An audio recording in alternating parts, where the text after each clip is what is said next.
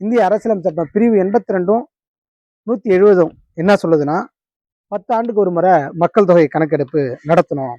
அது எடுத்து மக்களவைக்கு தகுந்த தொகுதிகள், இதற்கு முன்பு நாடாளுமன்றத்துடைய தொகுதிகள் என்னவா இருந்திருக்கு அப்படின்னா, ஏன்னா அரசியலமைப்பு சட்டம் குடியரசுக்கு முன்புன்னு சொல்ல வரேன். அப்போ வந்து பார்த்தீங்கன்னா 489 மக்களவை தொகுதிகள் இருந்திருக்கு. அப்போ அந்த அடிப்படையில் இந்தியாவோட மக்கள் தொகை பார்த்தீங்கன்னா 36 கோடி. இதில் தமிழ்நாட்டில் மட்டும் என்ன ஒரு கூடுதலான விஷயம் நடந்ததுன்னா, 1961 41 நாடாளுமன்ற உறுப்பினர்கள் இருந்தாங்க. ஆனால் 1971 இந்த மக்கள் தொகை கணக்கெடுப்பில் திருத்தம் செய்யப்பட்டதுல அதில் என்ன நடந்துச்சுன்னா 39 மாறிடுச்சு. வரி பணத்தை போட்டு ஒரு நிரந்தர அதிபராக மோடி இருக்கலாம், இல்லை அதை தொடர்ந்து ஆர்எஸ்எஸ் காரவனா அமித்ஷாவோ இல்லை யோகியோ இருக்கலாங்கிற தெளிவான முடிவோட தான் அந்த பில்டிங்லாம் கட்டிட்டாங்க. வளர்ச்சி அடிப்படையில் தொகுதியை பிரிக்கலாம் அப்படின்னா இப்போ தமிழ்நாடு, ஆந்திரா போன்ற மாநிலங்கள் அதிகமாயிடும். அப்போ இது சரி நம்ம ஏற்றுக்க முடியுமா அப்படின்னா அதுவும் முடியாதுன்றதான். அப்போ அப்படி இருக்கும்போது எல்லாருக்கும் சமமான பிரதிநிதித்துவம் தானே சரியா இருக்கும். நீங்கள் தமிழக முதல்வர் அந்த மசோதா எரிச்சு அதற்கான போராட்டத்தை கண்டனத்தை பதிவு பண்ணியிருக்காரு. இது இல்லாமல் பஞ்சாப்போ இன்னும் சில மாநிலங்கள்லையோ கேரளா முதல்வர் பினராயி விஜயன் முதற்கொண்டு கண்டன குரலை பதிவு பண்றாங்க. மாநிலத்துக்கான உரிமைகள் இல்லை, மாநிலத்துக்கு தன்னாட்சி அதிகாரம் வேணும். தன்னாட்சி அதிகாரத்தை அந்த சட்டம் வழங்குதா? ஒன்றிய மோடி அரசு வழங்குவாரா? ஏன் இப்போ தமிழ்நாட்டுல இருந்து ஒரு பிரதமர் போயிட்டோம், அவரு வழங்கிட்டு வரா? கேரளால இருந்து ஒரு பிரதமர் போனா அவரு வழங்கிட்டு வரா? பஞ்சாப்ல இருந்து வரட்டும் அவரு. நீங்க சில வளர்ந்த முதலாளித்துவ நாடுகள், அமெரிக்கா உதாரணம் எடுத்துக்கலாம், அங்க பெடரலிசம் தான். அப்ப அந்த கூட்டமைப்புல தான் நடக்குது. அங்க கணக்கெடுத்துட்டீங்கன்னா ஒவ்வொரு மாகாணத்துக்கு 2 மக்கள் பிரதிநிதிகள் தான் அங்க செனட் சபையில இருக்காங்க.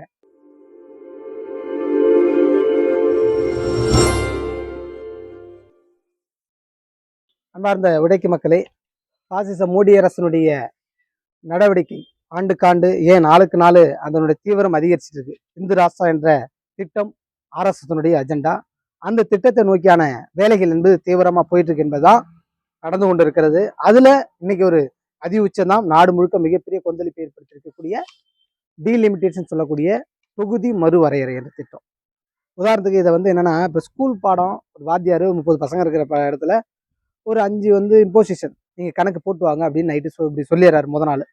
அடுத்த நாள் என்ன பண்றாங்க, 30 பசங்கள 20 பசங்க சார் நல்லா முடிச்சிட்டோம் அப்படின்னு எடுத்துட்டு வந்து வைக்கிறாங்க. மீதி 10 பசங்க செய்யலை.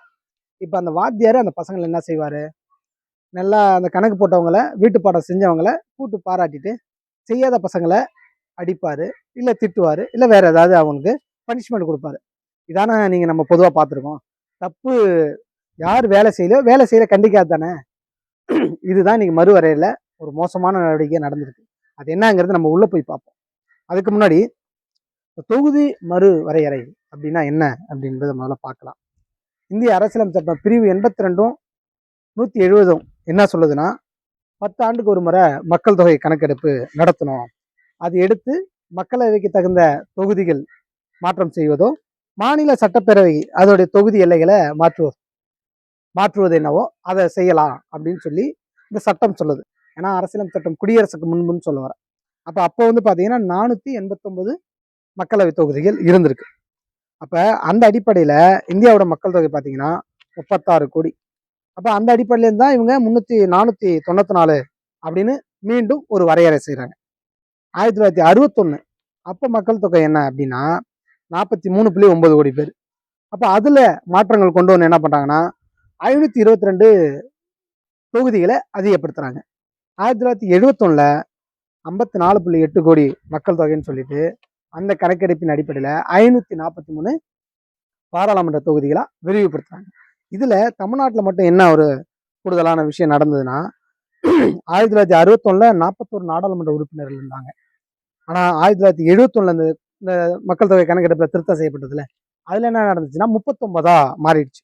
அப்ப இப்படி இருக்கும்போது 1976 2001 வரை 2021 வரைக்கும் இனிமேல் மறுவரை அடிப்படையில் எதுவும் கிடையாது அப்படின்னு அப்போதே வந்து இந்திரா காந்தி அரசு போட்டுச்சு. அப்போ அதை தொடர்ந்து வந்த பாஜக வாஜ்பாய் அரசு என்ன பண்ணுதுன்னா, இனி வந்து மறுவரையறை வந்து 2026 தான் அப்படின்னு சொல்லி அப்போ ஒரு சட்டத்தை போட்டு அதை கொண்டு வந்து முடிச்சுட்டாங்க. அப்போ 54 வருடங்களா இந்த தொகுதி மறுவரை என்பது எதுவுமே இல்லை. இதுல 2 விஷயமா சொல்றாங்க. ஒண்ணு தொகுதி மறுவரை என்பது, ரெண்டாவது எல்லையை விரிவுபடுத்துறது என்ற அடிப்படையில அந்த அடிப்படையில பண்றது. 2 விஷயமா பண்றாங்க. அப்ப மக்கள் தொகை அடிப்படையில பண்றது ஒன்றும், எல்லை அடிப்படையில தொகுதிகள் பிரிக்கிறது ஒன்றும். இப்ப இந்த 2 விஷயத்துல இந்த அரசு இப்போதைக்கு சமீபத்தில் இருக்கக்கூடிய பாசிச மோடி அரசு இதை கையாண்டிருக்கா என்பதை நாம் பார்ப்பது முன்பதாக நாம் இருவர் நமக்கு இருவர், நாம் இருவர் நமக்கு ஒருவர், இப்படியான திட்டங்கள் ஒன்றிய அரசால் அப்ப கொண்டு வரப்பட்டது. எதற்காக? மக்கள் தொகையை கட்டுப்படுத்தணும் அப்படிங்கிறதுக்காக. அந்த மக்கள் தொகையை கட்டுப்படுத்தியது யாரு, கட்டுப்படுத்தாதவர்கள் யாரு அப்படிங்கிறத பத்தி நம்ம என்னங்கிறத பார்க்கணும்.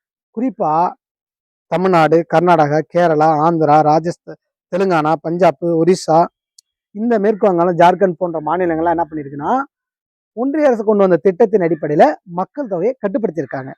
ஆனா பீகார், உத்தரப்பிரதேசம், மத்திய பிரதேசம், ராஜஸ்தான் போன்ற மாநிலங்கள்லாம் என்ன பண்ணியிருக்கு அப்படின்னா, நீ என்ன சொல்றது, நான் என்ன கேட்கறது, நான் ஆடு மாடு மாதிரி இல்ல விலங்கு மாதிரி நாயை போல நான் பெத்துப்பேன் அப்படின்னு இந்த மாநிலங்கள் எந்த சொல் பேச்சும் கேட்காம அவன் விருப்பத்துக்கு விலங்க போல பெத்து போட்டான். இப்ப என்ன பிரச்சனையா நிக்குது அப்படின்னா, நம்ம வீட்டு பாடத்தை சொன்னாங்க அப்படின்னு சொல்லி சார் சொன்னாங்க, நம்மளாம் கரெக்டா பண்ணிட்டோம். ஆனா செய்யாதவனுக்கு இன்னைக்கு பரிசு கிடைக்குது. யாரு? இந்த எவன்லாம் வீட்டு பாடம் செய்யலையோ அவனுக்கு நீங்க பரிசு கொடுத்தா ஏத்துப்போமா? ஸ்கூல்ல படிக்கிற பசங்க கேட்போமா கேட்க மாட்டாங்க. யோ, நீ சொன்ன பாடத்தை நாங்க எழுதிட்டோம், எழுதி எடுத்துட்டு வந்திருக்கோம், செய்யாதவனை கூட்டு நீ பரிசு கொடுக்குற, அவனை பாராட்டினா நாங்க எங்களை என்ன முட்டாள்னு நினைக்கிறியா அப்படின்னு பசங்க கேட்பாங்கல்ல. அப்ப அப்படிதான் மக்கள் தொகை குறைப்பதுல இந்த இத்தனை மாநிலங்கள் இருந்திருக்கு. அப்ப இப்படி இருக்கும்போது இதை கூட்டு பாராட்டாம இல்ல இதற்கு தகுந்த உரிமையோ சலுகைகளோ வழங்காம இஷ்டத்துக்கு அவன் பிள்ளைய பெற்றுக்கிட்டான் அப்படின்னு சொல்லிட்டு மக்கள் தொகை அதிகமா இருக்குன்னு அந்த அடிப்படையில் நீ தொகுதி பிரிச்சா என்னவா நிக்குதுன்னா, வட மாநிலங்கள் தான் இன்னைக்கு மெஜாரிட்டியா நிக்குது. தென் மாநிலங்களோட உரிமை பறிபோகக்கூடிய நிலையில் தான் இருக்கு. குறிப்பா நீங்க தமிழ்நாடு 1971 4.11 கோடி பேர். அதையே பாத்தீங்கன்னா உத்தரப்பிரதேசம் 8 கோடி பேர். 2011 தமிழ்நாட்டுல 7.21 கோடி பேர். இந்த 40 வருஷம் 1971 பிளஸ் 2011 தமிழ்நாடோட மக்கள் தொகை எவ்வளவு அப்படின்னா 3 கோடி தான் உயர்ந்திருக்கு. 4.11 கோடியில இருந்து 3 கோடி உயர்ந்திருக்கு. அதே நீங்க உத்தரப்பிரதேசம் எடுத்துங்க, 1971 8 கோடி பேர்னா 2011 19 கோடி பேர். கிட்டத்தட்ட இந்த 40 வருஷத்துல 11 கோடி பேர் மக்கள் தொகை உயர்ந்திருக்கு. அது இன்ன வரைக்கும் என்னன்னு கண்டிக்கல. அப்ப இந்த அடிப்படையில தான் இப்ப மக்கள் தொகை அடிப்படையில பிரித்தால் யாருக்கு அதிகமா போகும்? உத்தரப்பிரதேசம் அதிகமா போகும், ராஜஸ்தான் தான் அதிகமா போகும், மத்திய பிரதேசம் அதிகமா போகும், பீகாருக்கு தான் அதிகமா போகும். அப்ப உரிமைகள் எங்க இருந்து பறிக்கப்படுகிறது? இங்க இருந்தா பறிக்கப்படுகிறது. அப்ப முழுக்க இது எல்லாம் எதுவா இருக்குன்னா ஒரு பசு வலயம் இந்து ராஷ்டிர அடிப்படையில் இருக்கக்கூடிய மாநிலங்களா இருக்கு. அப்ப இப்படியாப்பட்ட விஷயத்துல நீங்க எவன்லாம் கேட்கலையோ அவனுக்குலாம் எந்த சலுகையும் கிடையாது அப்படின்னு அறிவிக்க தயாரா? இதெல்லாம் இந்த மாநிலங்கள்லாம் இதெல்லாம் கேட்டு செஞ்சிருக்காங்க, அவங்களுக்கு நாங்க பாராட்டு கொடுக்குறோம், இல்ல அவங்களுக்கு தகுந்த சில உரிமைகளை வழங்கலாம் அப்படின்னு இந்த ஒன்றிய அரசு முடிவு எடுக்கணும். எவன்லாம் தப்பு செஞ்சானோ தப்பு செஞ்சவனை கூட்டு நீங்க அங்கீகாரம் தருவது போலதான் இந்த மக்கள் தொகை அடிப்படையில தொகுதி வரையறை என்பது முழுக்க வட மாநிலத்துக்கு சாதகமாக அமைந்திருக்கு. ரெண்டாவது, எல்லை அடிப்படையில இந்த தொகுதி மறுவரை என்பது ஒண்ணு செய்யப்பட்டிருக்கு. அது என்னன்னா, தமிழ்நாட்டுல 31 இருந்து இப்ப இத அமுல்படுத்தினா எல்லை தொகுதி மறுவரையறை என்ற அடிப்படையில அமுல்படுத்தினா என்ன ஆகும் அப்படின்னா, இப்போதைக்கு தமிழ்நாட்டில் 39 எம்பிக்கள் பாராளுமன்ற உறுப்பினர்கள் எண்ணிக்கை இருக்கு. இது என்னவாகும்னா 31 குறையும். அதே தென் மாநிலத்தை மொத்தமா நீங்க எடுத்துக்கிட்டா 129 தொகுதிகள் இருக்கு. அதுல என்னவாகும்னா 103 தொகுதியா குறையும்.